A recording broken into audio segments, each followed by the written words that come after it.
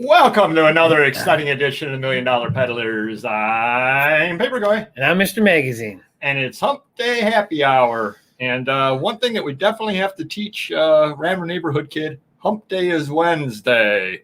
For a couple of people, I see Amazon Seller 99 came in and said deja vu. I guess we had 10 people lined up yesterday, which makes us feel good, but we didn't do it on purpose. It's just, well, we're worth the wait. Oh, yeah. It's just a prank, bro.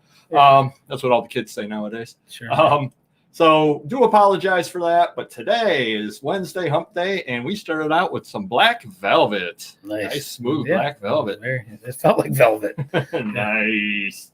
And I want to give a shout out to the good friend of the channel, Primetime Treasure Hunter, whose live show is right after ours. He's doing the Cha-Ching-a-thon today. Nice. So that's always a lot of fun. Sounds cool. It sounds fun. Cha-Ching-a-thon. And one quick programming note. Dawn wanted to contact us and she wants us to be very sad because she cannot make it today. Oh, man. I know. She said she better see tears. Gosh. Should we postpone it? Again? Exactly. So I told Dawn she's got some family commitments, and I said there's nothing that brings families together more than sitting around and live streaming the $1 Million Peddlers. That's true. Yeah. I told her, as a kid, my whole family used to get together and watch us on YouTube. I don't think she believed me. I can only convince my family to do that. I don't think she believed me, though. Got a few people here. Alan's in the house. He looks like he was first out the box. How's it going, Alan? Thomas Gardner, yes. 3 and counting, yes. Well, let's see. How long? What's the counting to the opening of the box? Oh, it'll probably be a little bit after 8 o'clock. And going to lead into that for anybody new coming on in. We have this box over here, factory sealed. 1 in 203 chance of getting the Mickey Mantle rookie card, and we're going to talk about that a little bit later as well. I got some going to have some fun with this over here. Who knows? I might be holding something very, very good in my hand, or I might not be. We shall I'm very anxious and impatient. Well, we're not opening it now. Lori's in the house, and Brian Oakbrook Picker. How's it going? Very good. Glad everybody could make it here, and I'm sure a few more people will come along. Got 10, so there's 10 people that were here yesterday. Right. So sorry for pranking you. Do apologize. One other programming note: next week you won't be with us. That is true. So we're going to have a special guest star. We're going to have Random Neighborhood Kid guest starring, and he's going to be talking about. He kind of wants to get into reselling. Oh, so good. That should be kind of interesting. Be interesting to see what he has to say because he doesn't come from the background. So should be a really, really good show. I'll be watching, but I'll just be in Ohio watching. Very good. You can comment on the feed. We'll shout out absolutely, for sure. I'm bringing my laptop. Nice. Except I just have to remember the password. I haven't used it in like a year. So what happens if you can't remember the password? You buy a new laptop. Oh, well, you can expense it.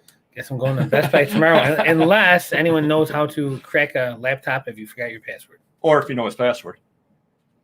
True. I can't remember. So it should, somebody out there might know.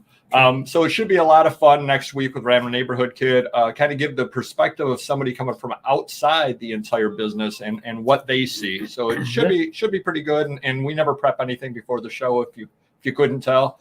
So it should be a lot of fun. I think a couple more people here showed up. All right, Michelle's in the house. What's going on, Michelle? Yes, I wish it were Mantle time right now, but it's probably going to be, 46 minutes and 17 seconds.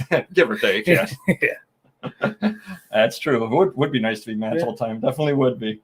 So last week's show was a fun show. Had a lot of participation. A lot of people showed up. Yeah, it is fun. Yeah, we try to make that. Again, thanks to the people that were using the affiliate link. Shameless plug time. For those that don't know, every one of our videos has a listing on it of what the show is about. And then underneath that are affiliate links, one to Amazon, one to eBay. I actually added affiliate links for Vivs-Views, which is my wife's Postcards, and added an affiliate link to the $1 Million Peddlers, which is peddling comic books at this point on there. By the way, have you noticed anyone purchasing anything with that today? We do not get notifications till tomorrow. Oh, I've got a feeling somebody must have purchased something. Well, you're welcome. Thank you. And all you do is you just click on the link for eBay or Amazon. You don't have to buy the item that we're suggesting. You just access the site through it, and anything you purchase, we get. I do have a question because I did go shopping today. It's been a while since I've spent a few bucks on eBay. So I'm in the link. Okay. I go into eBay. Okay. I get out of the person who's selling that link. Yep. I buy something. Yep. I can continue to buy, or do I have to go back? No. You can everything you buy. It's like a. So I check out, I pay, and as long as I'm in there. Yep. Okay, I will do that. I kept going out and in just in case. No. Okay. It lasts all day long. I think, as a matter of fact, something like that. Okay. So thank you very much to everybody. And then we've got another thing we've been talking about doing. We didn't get around to it this week, but we're going to give. Well, in fact, one of the things we're going to be talking about today are death piles, and part of the death pile, of course, is your famous. Second cousin of the death pile, the scared pile, or what I call the project. So as I start to get out into the garage, I'm going to try to give a scared project or scared death, scared pile of the week kind of deal, where I come across what I find out there that's good enough to list, and I kind of want everybody to work along with me to help me get it listed. I know I've got photos out there, I've got negatives, you've got lots of stuff that absolutely has to be listed, and so on. I'd like to define the difference between a scared pile and a death pile. In my opinion, the scared pile would be like a shelving unit that stuff just keeps adding up to that they're going to get to eventually. The death pile, like in my warehouse, would be like the loft. It's the furthest part of the warehouse, way up high, and we're probably never going to get to it. Yeah, I would agree with that. Unless things absolutely came down to somebody happened to, you've got a lot of posters up there, for example. I do have a lot. Somebody comes along that you hire that enjoys listing posters. Well, then all of a sudden, find that person. If anybody out there is looking for a job and loves listing posters, let us know. In a loft that's about 90 degrees right now. Speaking of death piles, I guess you have done some work on cleaning the warehouse, and you were starting to list some stuff out of there. It's a long process, but we only have 10 days to maximize our dumpster. So, but we did get our third pod. We organized all 3 pods. So pod 1 being good stuff that we're going to list eventually. Pod 2 is stuff that we're going to list after pod 1. Oh, right. And then pod 3 is all the stuff that's valuable that we don't want to list or we'll never get to, which is going in. We're going to call it the Craigslist pod right now because we would like to sell it as a whole unit. So stuff like just using some examples of things that I know you have around there. I know you've got a lot of beer cans, for example. Beer cans might go in there, or various things like framed that. Pictures. We have Avon bottles. We have pressure washer, oversized items, things like that. Breakable items. Just cool stuff. It's just we're never going to get to it. I don't want to deal with it, and I'd rather give someone else a deal. If maybe they do a flea market or something, they can make some money that way. Oh, very good. Yeah, we'll see how it goes. And well, speaking of the Avon bottles, I guess you have. Sorry to everybody out there. I know they're Avon bottles. We've got a town up by us that's spelled that way, and it's pronounced Avon, so we all pronounce it Avon up this way. Just a little quirk of this area. Speaking of them, I guess you've been listing some of those. So my plan was, because the Geneva deal we purchased, it's got to be close to 10,000 Avon bottles. Right. And there were 20. And for anybody out there that hasn't seen the video, it was I believe the title of the video is something or other like, "This is what $27,500 will buy you." Yeah. And it's a really neat video because it shows us loading the truck, shows just everything that goes into a deal. And as I remember, there were 3 outbuildings along with the basement and a main floor, multiple trips kind of deal. It was a lot of work to do it. And we captured it all on video there in probably a haul video, if I would say, but I think it's called 27,500 will buy you. It's kind of neat as well, just to watch, because you see the logistics of a big deal. Yeah. But so all the decanters, I think there was 500 decanters. I'm like, I'm not going to get rid of them, throw them out. We're going to keep them because they're $50, $100. I got to look into getting maybe a short-term liquor license or something. But then you had the Avon bottles, and are we really going to get to these things? There's thousands and thousands of them. So my goal was to throw them all out, or see if people wanted to take them or whatever, or put them in the Craigslist. So before, we had a huge one of those 3-ply garbage bags full of they're in the original box. We're going to toss them into the big dumpster that we rented. And I said, you know what? Hold on one second. For the heck of it, give the bag to one of my employees. Just have him look on Amazon, just for the heck of it. I know eBay, they don't go for much, and he had a lot of success on Amazon. So I said, I guess we're saving all these, so we're going to throw them in one of the pods, and we'll get to them at some point. So I guess, they're worth it. It's not worth throwing out. Some are going for 10, 20, $30. So, we'll see how it goes. Yep. And then we did a bunch of research on how to ship them and all that kind of stuff. Correct, and they can't go air, et cetera, et cetera. Yeah. It looks like more people have come in. Alan's well, we got Alan here. We click the like button, of course. Oh, yes. Appreciate that. Thank you. We're the worst show around about doing that. We may be the absolute We worst. can use all the help we can get. That we definitely can. No doubts at all. How are sales and any buys and anything like that going on for you? Always got buys, always got sales. They're a little better lately, which is good. I'm getting a lot of non-adult sales, which is helping me out because it's that's what we want to do in the next How is few the weeks. adult going on? Not to cut you off there, It's slowing down now since they're starting to take stuff off every day. A couple 2,000-3,000 items a day they're taking off my listings. So do you get emails on every one of those? I do, and they're two different. One of them actually shows a violation, and one of them says, we're just ending these items. So we called up eBay and said, are these really violations? Because they weren't up until until yesterday they were fine. They said no, don't worry about it. It's normal. Just to do, don't worry, let them go. You're fine. They're all going to go away, and as of July 15th, won't have them anymore. So I guess the stress will be gone, the pressure will be gone, and the listings will be gone. But we'll move on, save some money with the listings, and hopefully we can increase sales another way because I've been buying like a madman lately. So that's good. Yeah. So any of the other deals come to fruition? I got a few deals in the works now with magazines. Actually, local people with adult stuff have. I got 2 deals this week I'm working on that they reached out to me. They were my customers. Now they're getting rid of their stuff, so that's that's good there. I got some sports card deals in the works. Some graded PSA 10 Trae Young silver prism hollows.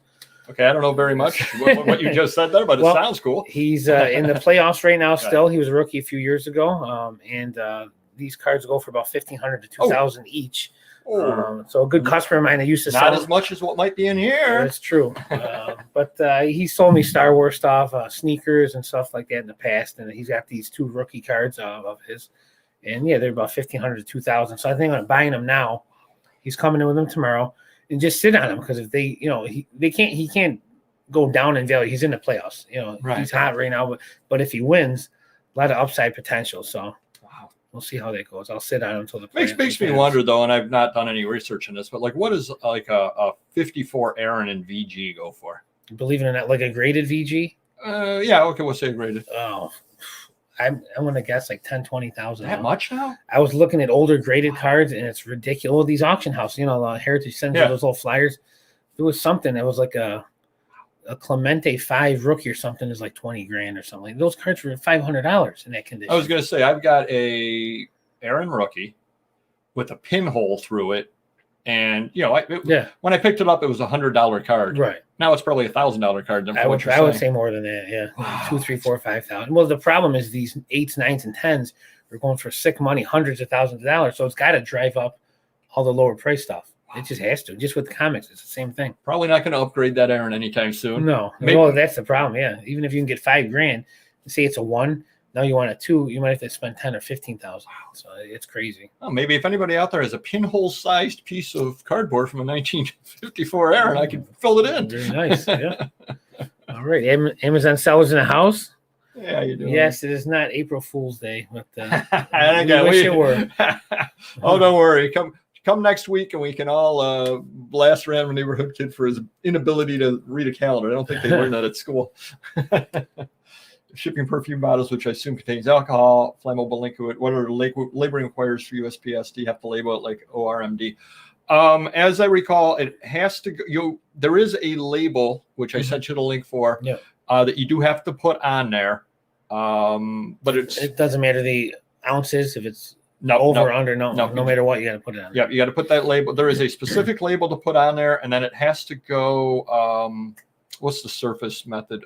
Parcel post, I believe it is. Now, would the Avon bottles be perfume? Because it's Gotcha. So they've got it. They do have to go that way. You could send them priority first class, but you got to go through, get a special license, special thing from the post office and everything like that. Yeah. You have to put extra packaging on it, et cetera, which for a $20 per bottle, you're not going to do all of that. Jump through all those hoops for that. Correct. So, there is a special sticker that you do have to put on. Yep. So I did a bunch of research on that. Matter of fact, appreciate it. That's why I make the big bucks. So I actually did go to the flea, and it was the local flea, which again, as we all know, there are 2 flea markets right around here. The one tends to have older stuff, but it had rained most of last week. So I figured that would be an absolute swamp. Plus, it was Father's Day. Who knows how many people would be? Oh, happy Father's Day, by the way. Thank you. Appreciate it. Same to you. I don't know how many people would have been set up there anyway. So we went to the local one, and I, tend not to find very much there. There was a gentleman there, and this was kind of interesting.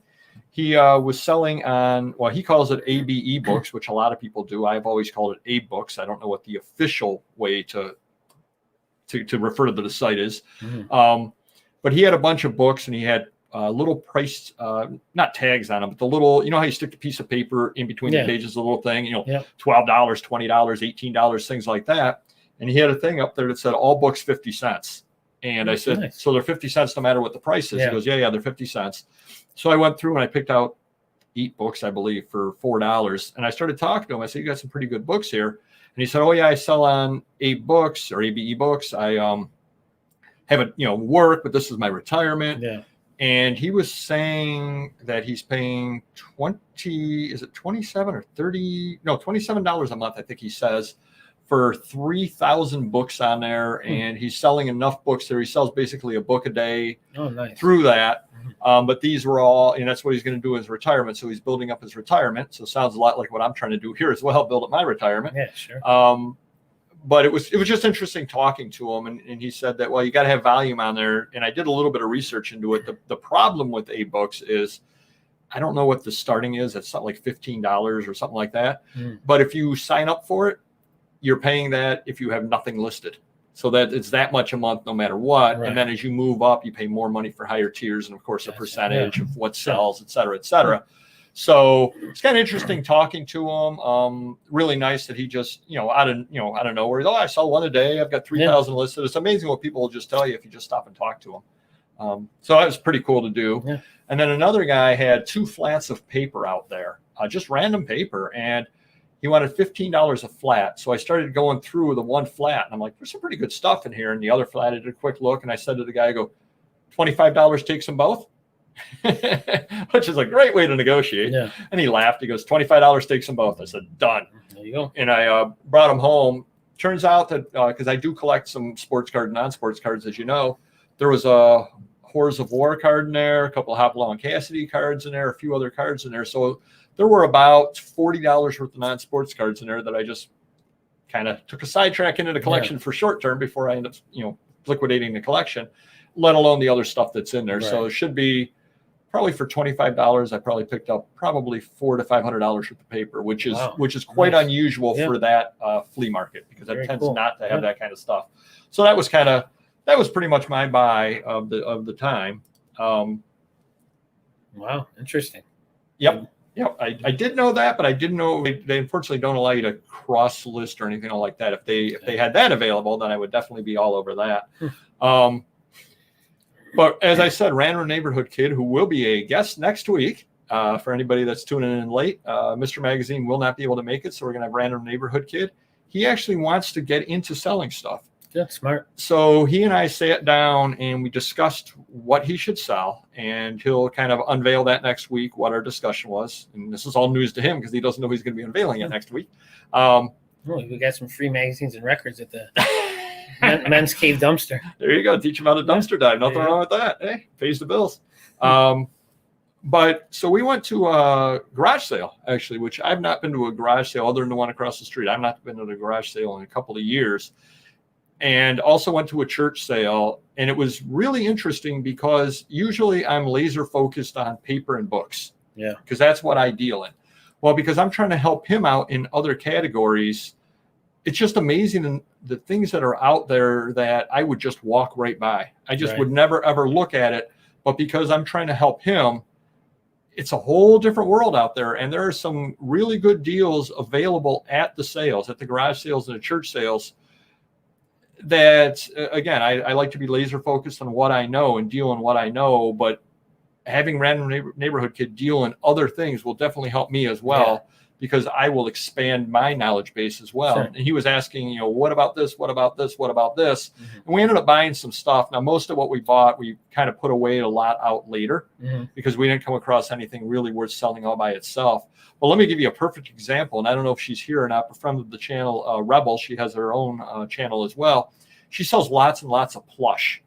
And there's big money in plush. Yeah. I just don't know it whatsoever. Right.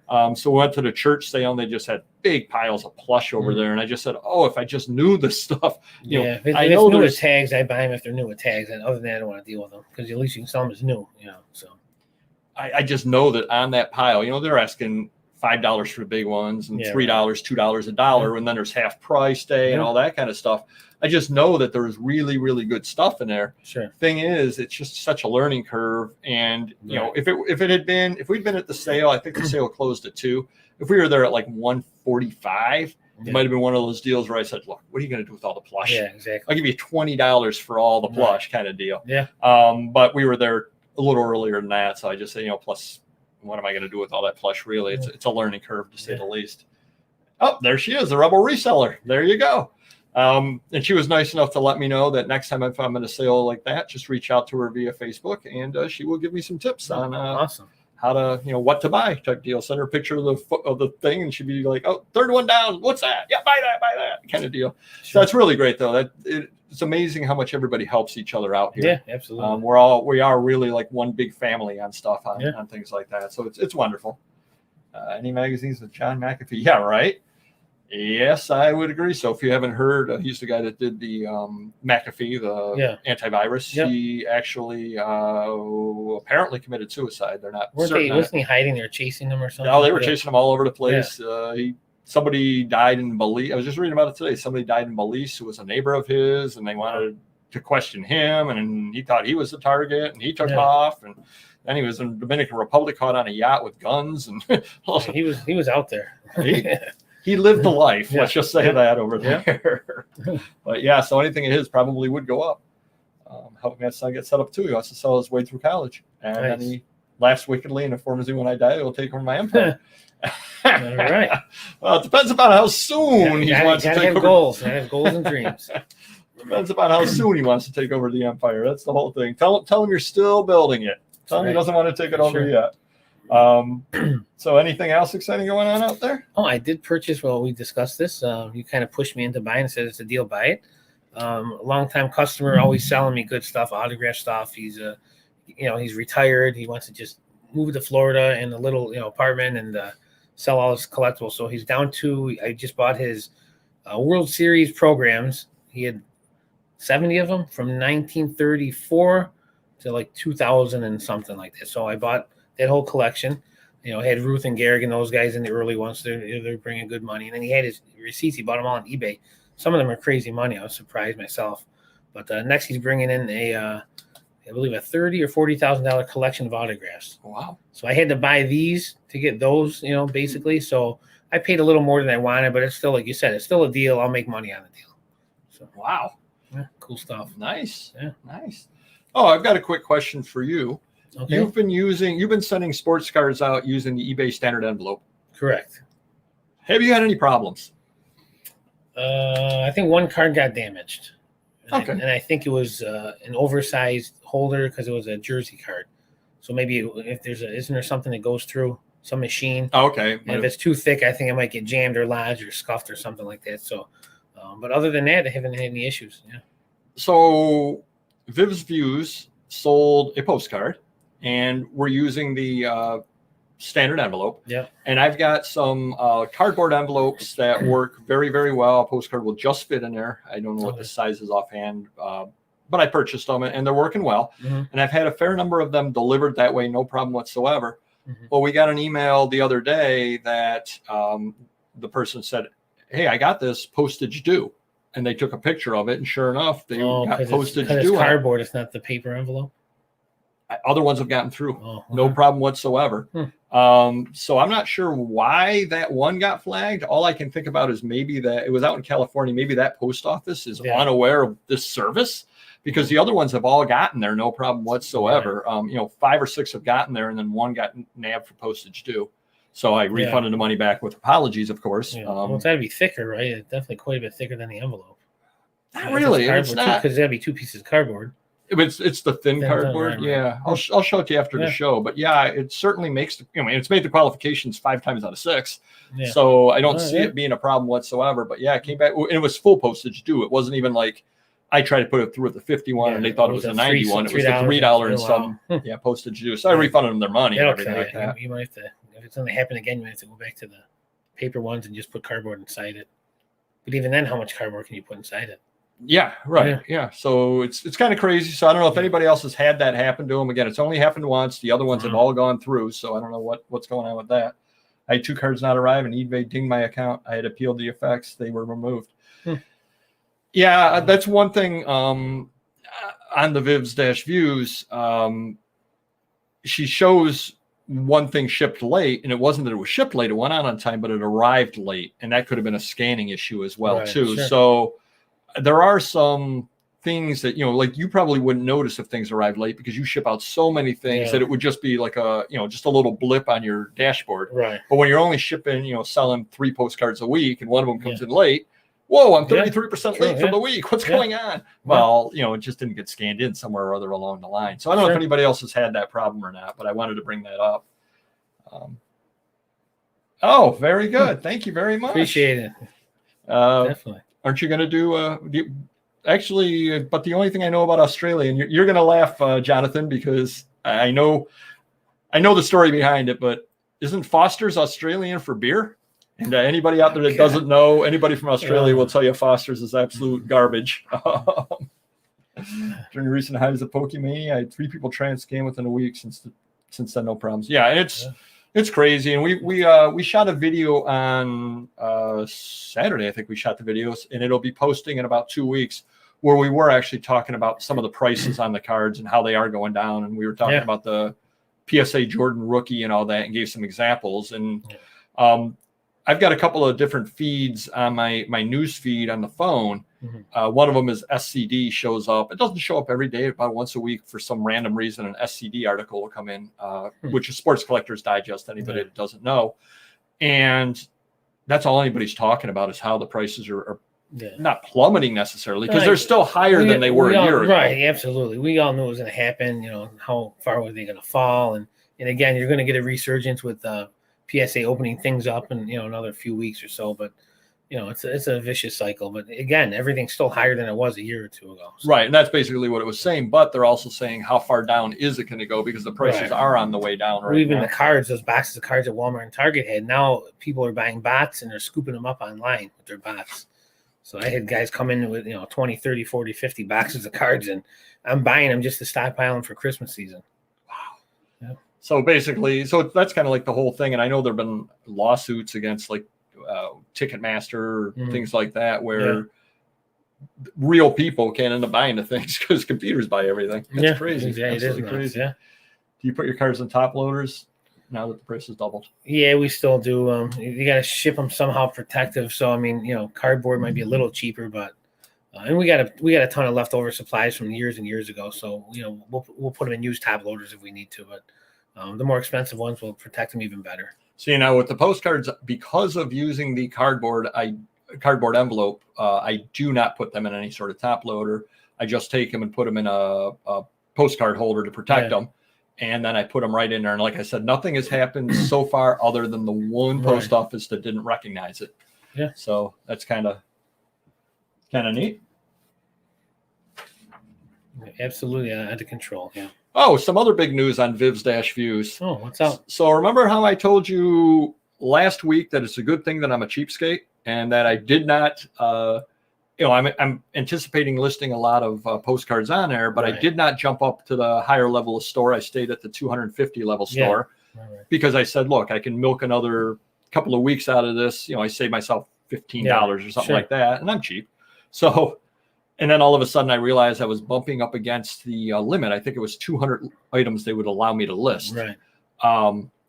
And then they said they would review it because I clicked on it. I said, hey, can I have more? And they said, it would just, automatically came up and said, well, no, we review at the end of the month. Mm-hmm. Well, I just got an email the other day. They bumped it up to 240 right in the middle of the month. Wow, so that's 40 more postcards that can be listed. It's an odd number. Why not 250? I don't know. I have no idea. Well, I guess it's a 20% increase. So that must be what they're doing on that. Crazy. But again, I'm kind of curious if I had just jumped all in and said, if I had just retired and I said, I've got thousands of postcards, I'm going to be listing 100 a day. Mm-hmm. let me just go all in and I'll get the bigger store. And then all of a sudden, like a day later, it's like, I can't list anything more. I don't know what they would have done. I don't know if at that point they would have allowed, I would hope they would at least either increase or allow me to downgrade the store at no cost, because, I'm going in thinking that I can list all this stuff. Well, once you get to the next level, they should automatically charge you or prorate it.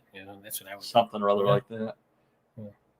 $4.50 postage to send one top loader. I put them in an envelope. I still get 51 cents, one top loader in an envelope.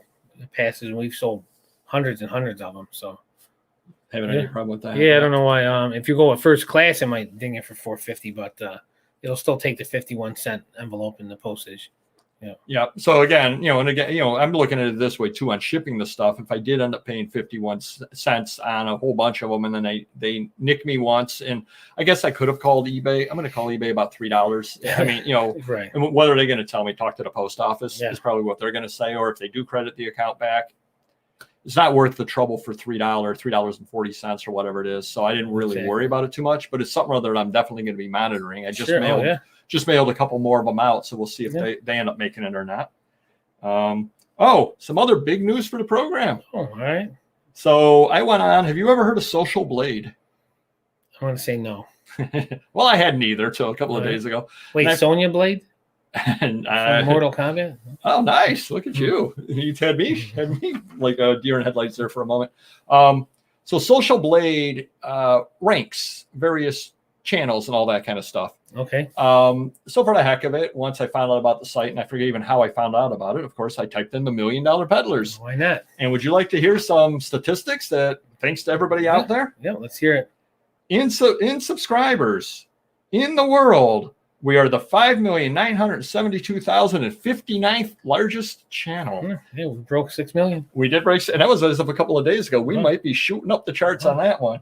And for American channel, we are the 707,728th largest American channel. That's not too bad. That sounds better. It does sound a lot better. So thank you to everybody out there. And if you keep watching, maybe we can push this up to the top 500,000. So that's our goal, to be one of the 500,000 biggest American YouTube channels at some point. And they did say their 5-year projection, we would have 8,768 subscribers in 5 years. All right. So there we go. We got some goals to shoot for. And thanks to everybody out there who's helped us on that. A couple of more people looks like showed up. A couple more things. Thomas said, let's see. So if you put a top loader in an envelope, they're calling it a parcel.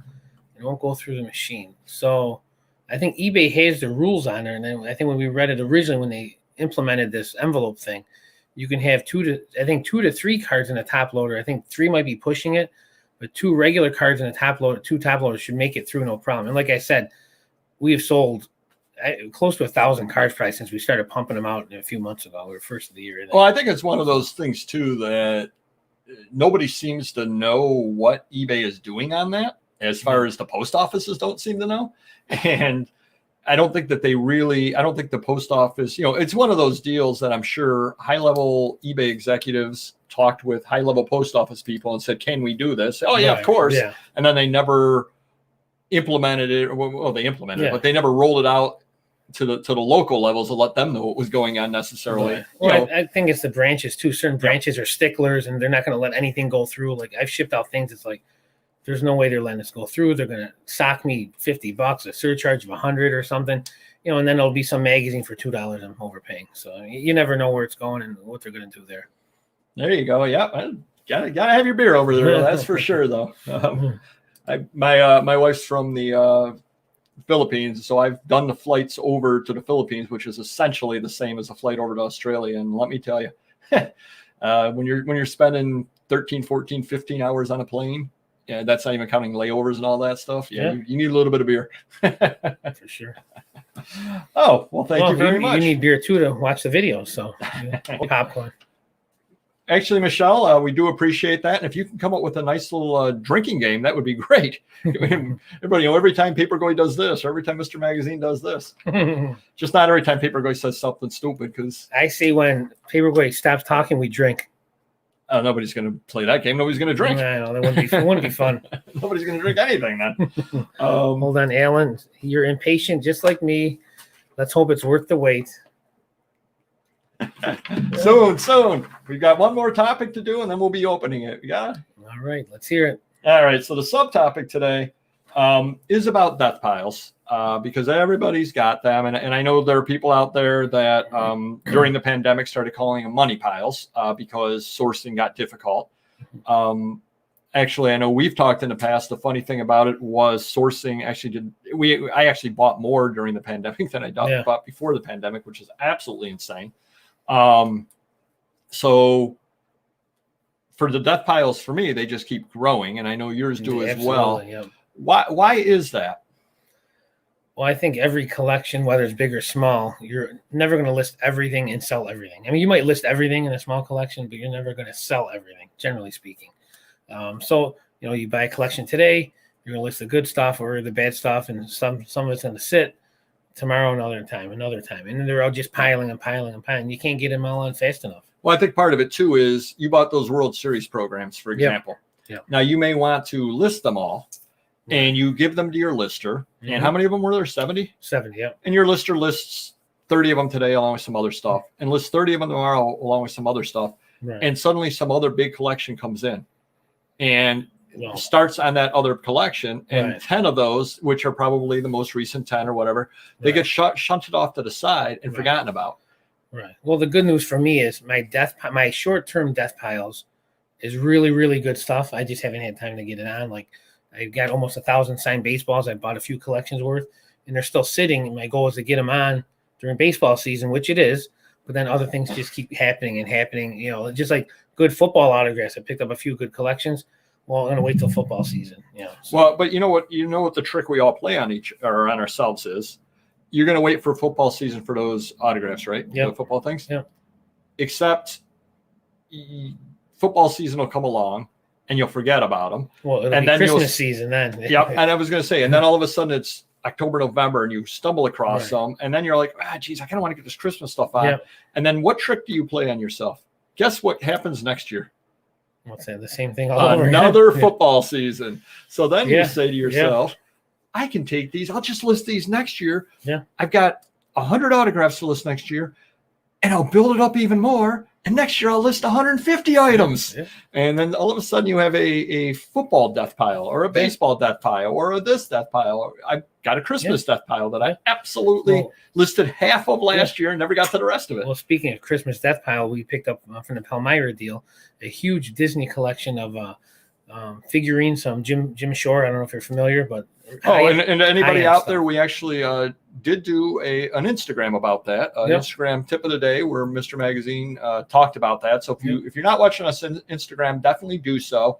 And also, if you're on YouTube, check out the community post area. We try to put up something or other interesting every day. It's usually something or other that I find from around my house that I've got a silly comment about, but it's a lot of fun. I have a lot of fun doing it, and a lot of people seem to enjoy it. So I do check that out. But anyway, back to you in the Disney. So it was Hallmark ornaments, Disney Christmas stuff. So my one employee loves doing that. She's listed it every time we get them in. Usually we wait till Christmas, but she said the stuff's so good. I'm in the mood to get it. She listed hundreds of items this week and got a lot of it on Jim Shore pieces, all kinds of stuff. So now we don't have to worry about putting them on for Christmas. Wow, so your Christmas death pile is gone. Yeah. And that's actually funny because we do not coordinate Instagram other than the day that we go to do shooting, and then you do an Instagram. We talk about real quick, and you do an Instagram. But my Instagram or our Instagram today was actually about a Christmas item that I sold and how Christmas items sell all year round. Right. Yeah, sure. So they definitely do because you're getting those up, and you're getting action on them. Yeah, absolutely. Yeah, a couple pieces sold for big money. And speaking of Christmas and trade cards, I have a whole huge binder of Christmas ones, oversized and stuff. But I'm saving them until Christmas season, though. I think that'll be prime time for that stuff. Nice. But Jonathan has a great question, and we don't have the answer because eBay is out of their mind. But if I were to guess, I would say the amount of money they make off the site isn't worth the risk and the headache that comes along with it. But like I said, I saw it coming, so I'm not as upset as I would have been a year or two ago. We're more prepared for it now, and we'll make it come back and be stronger than ever in, hopefully 6 months or a year. Nice. Yeah, back to the death piles, and I wrote some notes down before the show. And again, it's always there's always something newer and shinier that comes in. Yeah, that's true. I think that's really what it comes down to.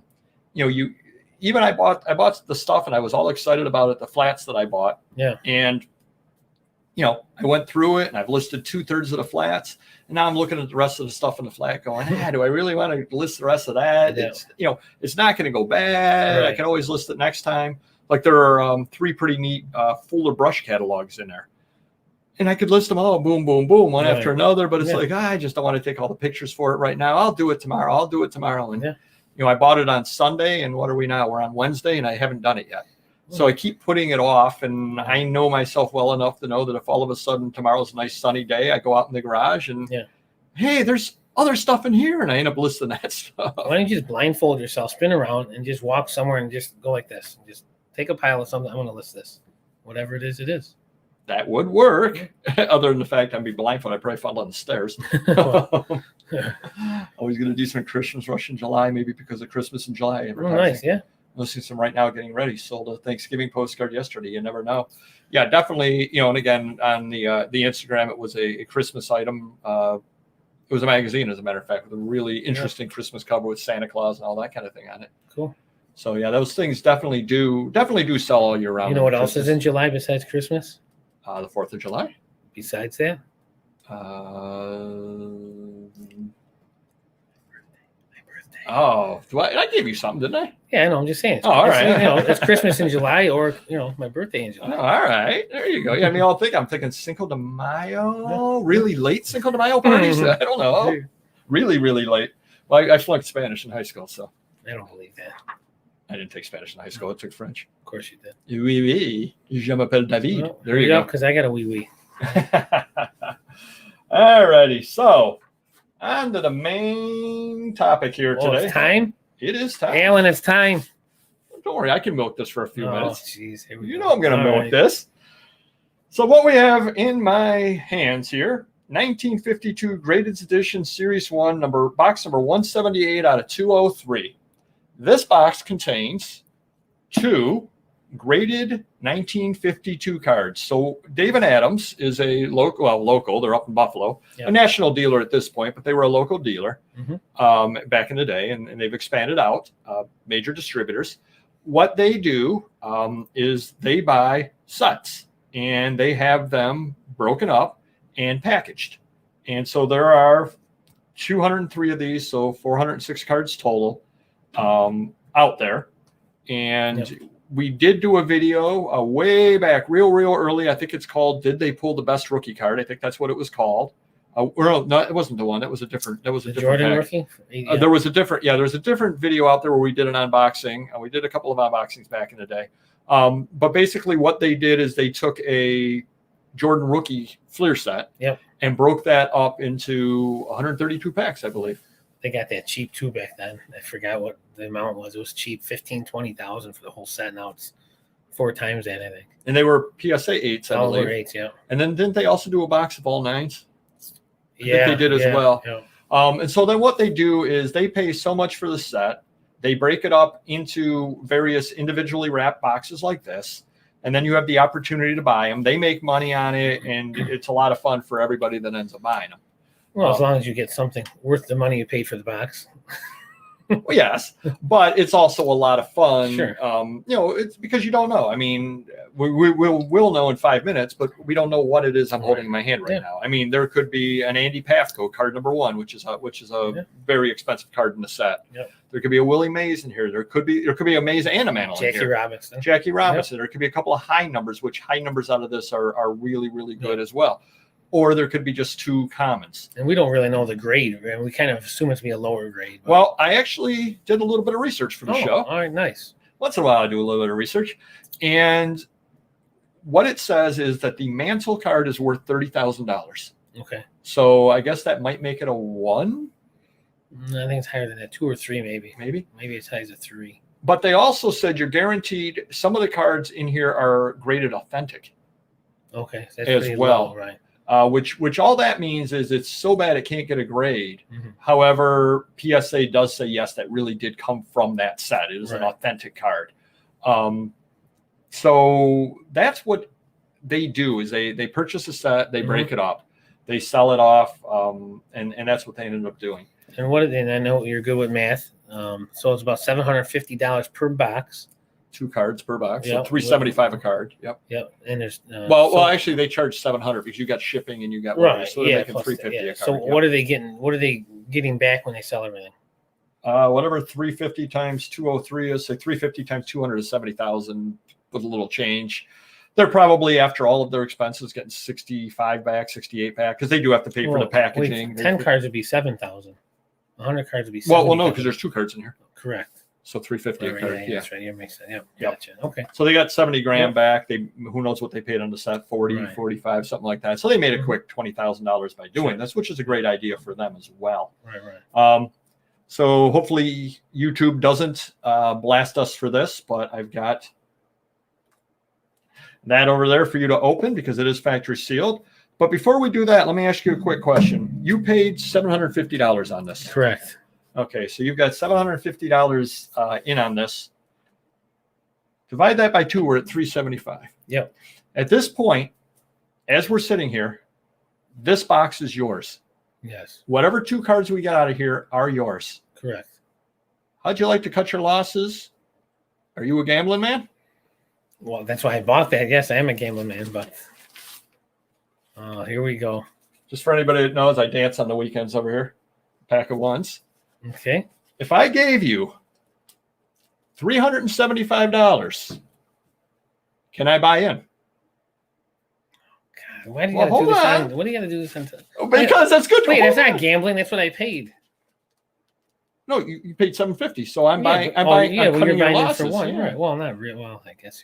50, 60, 70, 80, 90, 100, 140, 150, 160, 170, 180, 190, 200, 240, 250, 260, 270, 280, 290, 300, 310, 320, 330, 340, 350, 360, 374. Hold on. Oh, jeez. That's close enough. Let me think about it. We have to have rules. Hold on. We're going over some rules if I decide. Hold on. 374. Oh, I don't want the change. 374, 25. 374. 50. My pockets are 75, 85, 90. Oh, that's a button that doesn't You're really count. killing the suspense here. That's a button that doesn't count. $375. All right, so I get, and then here's the question. Yep. If you want to do this, when you open this, there are 2 cards in here. Correct. By the way the box is shaped, there's going to be a card on top and a card below. I'm not doing that. Wow. We split them no matter what. So if it's a Mantle, we have to sell it. Wow. You don't want to take the complete chance where you get the bottom card and I get the top card? No, that is outrageous. You would? You wouldn't do that. I mean, you're acting like you would, but anyways, if I buy into this, okay, we're going to own them as a partnership. Okay. If you needed them, if it's the Mantle, we would have to sell it because we would both want it, correct? Okay. If it's anything else, we can work it out as far as if you need it for your collection, or if or we just say you have Willie Mays, we get Willie Mays, we would sell that as well and split it. So we're basically splitting anything unless you need it for your collection besides Mantle. Wow. So you don't want to do it the top card, bottom card? Huh? Nope. No shot. Deal. You got $375 and a button, by the way. Okay. You did get a free button in there. Thanks. All righty. So see what anybody says right. on there. Oh, it has to do with managed payments. Does not approve of the content. Right. Yeah. Yeah, absolutely. Hey, amen to Jesus reseller. Good for you to show up. Should only be concerned about money handling. True. Yeah, that's true. But there's who knows what's going on with that kind of stuff. Got me wanting to get banker boxes. What's the best deal on those? I get mine from WB Mason, and they deliver them. And we actually do have a link to the good banker boxes. And I'm not putting you down here, but we've talked about it. I was going to talk to you about it because we're going to do a thing every Friday, clean up and fix some bankers, but it's going to be a little costly. So I don't know if it's worth buying the better ones for the records because we're going to need hundreds of them, So we'll have to talk about that. Yeah, on our affiliate link, we actually have a link to Amazon to the good banker boxes. If you're not buying a lot of them, which Mr. Magazine needs thousands and thousands of them, he buys the lesser quality ones. I buy the better ones, and I find that they do hold up a lot better on that.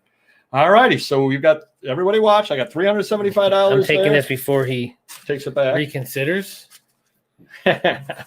All deals file, sales final. All right. All righty. Smells like 50. So there we go. So we are. You're letting me cut it open? Oh, you bought it. All right. It's your baby. All righty. So wish us luck. Wish us luck. Oh, if there's a Mantle in there, be doing a happy dance. All right, I think we're there. And we did the holograms. Alrighty. We cut the holograms. We'll put that back for safety purposes. Yep, there you go. Taking the wrapper off now. Okay, hold it up so everybody can see. There you go. The wrapper's off. I prepped myself and opened a regular Hit Parade box of baseball cards yesterday. It cost me $150. And I think there's a card there's like an advertising card on top. So when I open this, it's going to be it's an advertising card. So there you go. Okay. So there we are, the Hit Parade advertising card. All right. From the company. It's your baby. All right. So the first one, I didn't look yet. It is Harry Lowry 2, graded a 2. What number though? Hold on, I'm not going to look at the bottom one. I don't look at the number though. I know what number is he? I can't see.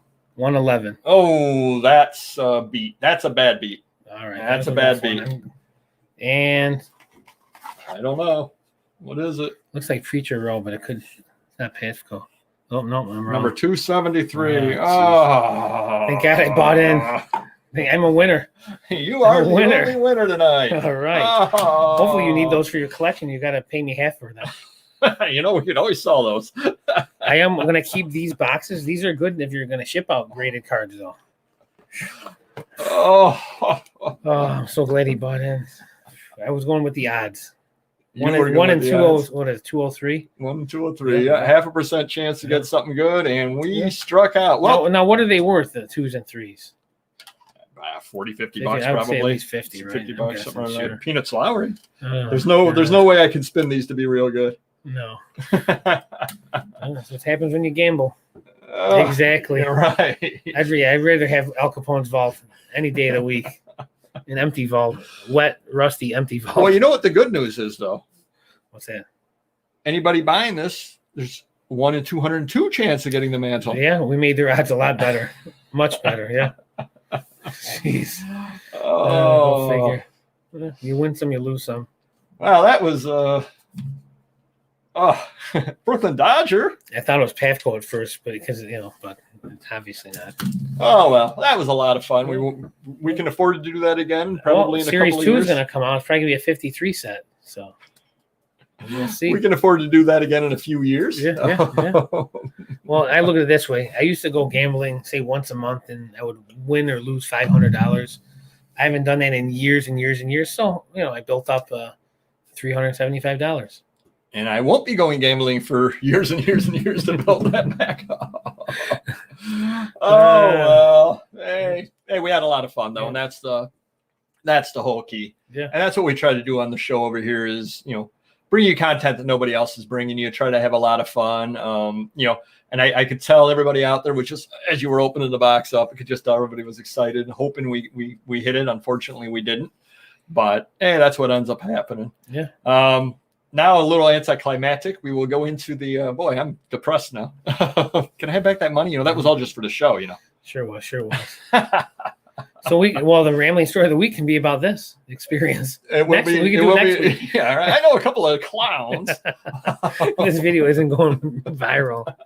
Oh man, jeez. No. Well, actually, it will. If anybody out there is if you're building a 3 set, really, or Peanuts Lowry or Irv Palika, you know where to go. Family members, anyone.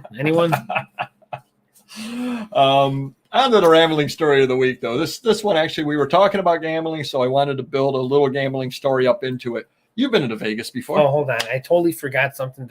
I got to interrupt you. Hey, something? I think probably you're allowed to do it once. I got a mind blank now. All right, continue talking. Hold on. I had to tell him something important, but keep going. So you've been to Vegas before? Yes. So, they've got all the walkways up over the streets and all that kind of stuff. Yeah. So I went out many, many years ago, and I'm trying to think of what hotel is there now, but it used to be, I think, the Hotel San Reno, something like that, way back. Sounds familiar, yeah. It was it was over by New York, way down over in that end, as I recall. Yeah. And what can you do? so we stayed over there. I went with a buddy from college, 1991, I think it was. Okay. And so we were walking back and forth and, between the various things. And, he had this guaranteed method to win at roulette, which. Oh, wow. Guaranteed. I like the guarantees. Yeah, basically it's the old one where you go and you bet $1, whatever the minimum is. Right. And if you lose, you double. And if you lose, you double, and you keep doubling. Okay. The problem with it is they do limit the amount of your bets. So at some point, if you lose 4 or 5 in a row, you end up losing because you can't keep doubling. And the other problem is if you hit a streak of bad luck, you run up against your bankroll. Gotcha. So, you bet $100, $200, $400, $800. Well, at some point you could be betting $24,400 if you don't have that money to bet. And then even if you do win, all you win is when all the dust clears, you win back your original bet. Is what the way it ends up working. But he was telling me, oh, this is going to work. This is going to work. This is going to work. Day 2, he was borrowing money off me. So that should tell you how well that worked. But anyway, so we were walking back and forth on the walkways, and we saw this guy there, long hair, baseball cap, sitting down. You know those creepers that the other kind of creeper, the creepers that the mechanic creepers that they use to go underneath the cars. Yes. Yeah. So he was sitting on one of those, had a little sign in front of him, Vietnam vet, please help, and no legs and all that kind of stuff. So people all going by and dropping money. About third day in, the cops are there picking him up, lifting him off that. He had legs the whole time. Wow. Nice. And for some reason, I was like 21 years old, and it left such an impression on me that how could somebody sit there and claim to be a legless Vietnam vet and begging money off of people? But then the cops obviously knew him and were dragging him away. So that ends up happening there. So that's the rambling story of the week. So I wanted to tell you something. I made an offer on an item, but I don't know if the guy accepted it yet. So I wanted to see on my phone if he accepted it, and then we can discuss it. Or you want to wait till next week? We'll talk about it next week. All right. So good for next week. All right. I heard in my head, just did not type it. Lesson in reselling. Always reread the listing before posting. Well, you definitely want to do that. And then the other thing that you want to do, which I made a mistake today on, as a matter of fact, you always want to check your pictures, because I listed something with the wrong picture, listed the next item, which I already had the picture up for. And I said, wow, did I change the picture? Wow, I'm really fast on my listing. And I said, I don't think that I did. So then I checked, and sure enough, I had the wrong picture. So you always want to do a quick relist or a quick check before you hit list. And it is amazing too, how many times you just notice something that was spelled wrong, et cetera, that you just didn't notice the first time through. And then all of a sudden you're like, whoa, that's not right. That kind of thing, especially with sports cards. I see it all the time. Well, especially with sports cards and things like that. I mean, granted, these don't go for very much, unfortunately, but these are 1952 tops. Can you imagine you listed as 53 tops or something like that? It's going to get lost in search. Absolutely. Or, especially you put up for auction and then it ends up not getting the bids that you expected on it. Exactly. Et cetera, et cetera. And the reason why is because it's just completely mislisted, unfortunately. So just like Eddie Murphy in Trading Places. Yeah, there you go. Yep. Maybe that's where he got his idea from. Who knows? Who knows? But yeah, he was being hauled off the county jail there. Going out to Vegas anytime soon? I know at one point you were going out there a lot. I'd like to, but maybe next year. The last time I went out there was for eBay Open, and hopefully in a couple of years they do eBay Open again live. I know they were doing eBay Reopen, but that was all online stuff, and I know they were talking about doing local stuff, not obviously for us because they wouldn't come to Rochester. Actually, I was looking at my old phones through pictures, and last time I went to Vegas with our mutual friend. Oh, okay. It was a while ago then. Yeah, quite a while ago then.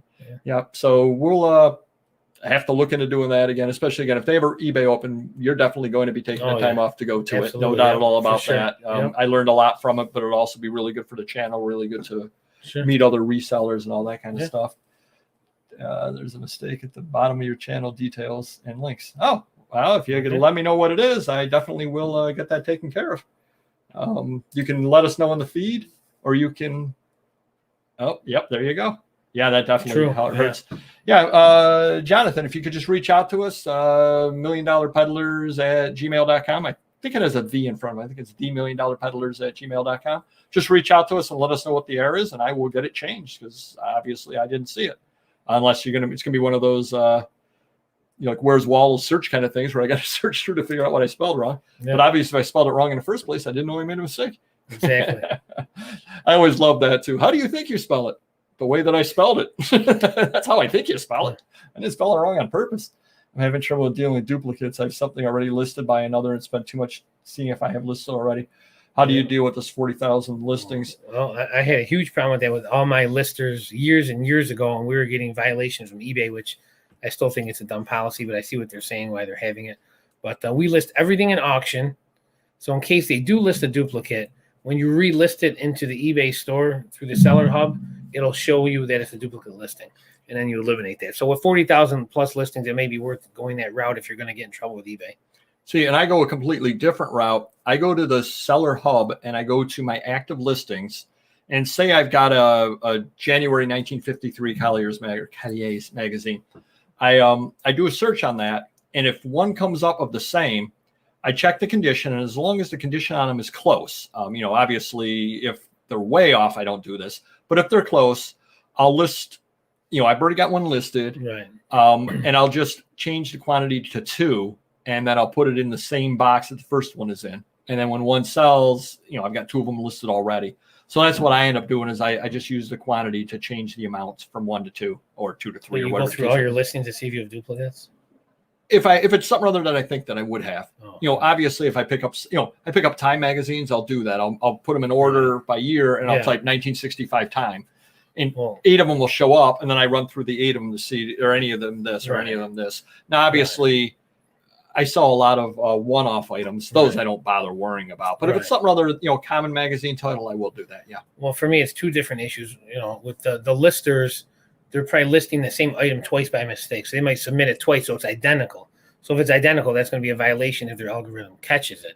But we also do with the date code. So if you date code your items, you can have 2 of the same one because the code will be different if you list one today and one tomorrow, and your codes are different. So maybe do something like that with the SKU so you can have multiples then.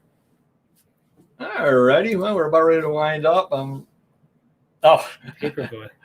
No, that's my name. Should we just delete? We'll just delete Papergoy, and then the error will go away. Can't argue with that. That's my name. I am Papergoy. All righty. So sadly, we're not going viral with the 52 Mantle thing. No. Oh, well, there's always, next time they bring Series something 2. up, there's always Series 2. There's always something else. Was a lot of fun. And he's not taking the change, so I got out for $374. That's on you, not taking the change, by the way. Right. I did, or the button for that matter. I'm taking the box. You're taking the box? The empty box. It's right here. That button I had in my pocket could be worth a lot of money. Auction Professor sells buttons for lots of money. You got it. So everybody who showed up today, thank you very much. It was a lot of fun. Next week, like I said, special guest star, Random Neighborhood Kid. Hopefully everybody can show up and help him because he wants to get a good start on listing. He's willing to learn on these various things, and he asked me a lot of good questions when he's out there. Yeah. So we're going to put him on the spot next week, and you'll be chiming in from far away as well. I'll be in Ohio. So very good. Stop by and see Auction Professor while you're out there. He lives over in Toledo. All right. There you go. And until next video, thank you very much. Don't forget to hit the like button. Oh, yeah. There you go. Thank you, Alan. The like button. Yeah, what would we do without you? All right. You. Take care. Bye-bye.